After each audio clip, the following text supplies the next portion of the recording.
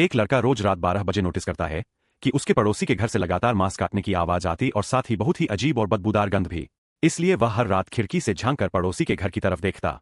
उसे यह भी दिखता कि जब भी मांस काटने की आवाज आती है तो कई जंगली बिल्लियां वहां इकट्ठा हो जाती है। लेकिन अजीब बात यह थी कि पड़ोसी उन बिल्लियों को भगाने के बजाय उनके बीच में वह बदबूदार मांस बांध देता था। लड़के को शक होता कि मांस में कुछ गड़बड़ है। एक रात उसने बिल्लियों के छोड़े हुए मल को उठाकर जांच करवाई। रिपोर्ट आने पर वह हैरान रह गया क्योंकि उसमें इंसानी नाखून पाए गए।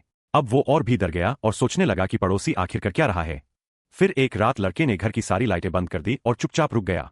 जैसे ही 12 बजे फिर से मांस काटने की आवाज आई, लड़के ने किचन की वेंटिलेशन विंडो खोल दी और उसमें से मोबाइल डालकर रिकॉर्डिंग चालू कर दी।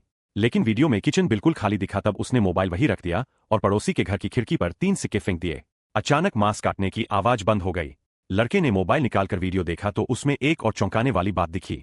तीसरे नंबर के फ्लैट का अंकल, जो कि असल में दूसरे फ्लैट में दिखाई दे रहा था। लड़के को शक हुआ कि अंकल ने दूसरे फ्लैट में रहने वाली महिला को मार दिया होगा।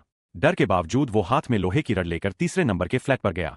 लेकिन अंकल ने दरवाजा बहुत देर बाद खोला और कहा कि उसकी कुर्सी खराब हो गई थी, इसीलिए देर हुई। लड़का बहाना बनाकर वापस अपने कमरे में आ गया।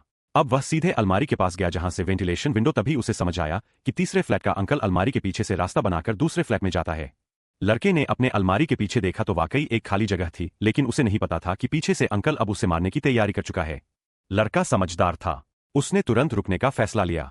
अगली सुबह लड़के ने ध्यान रखा कि अंकल कब कचरा फेंकने जाता है और फिर जाकर उसका कचरा चेक किया, लेकिन कुछ नहीं मिला। वीडियो पसंद आई तो लाइक और सब्सक्राइब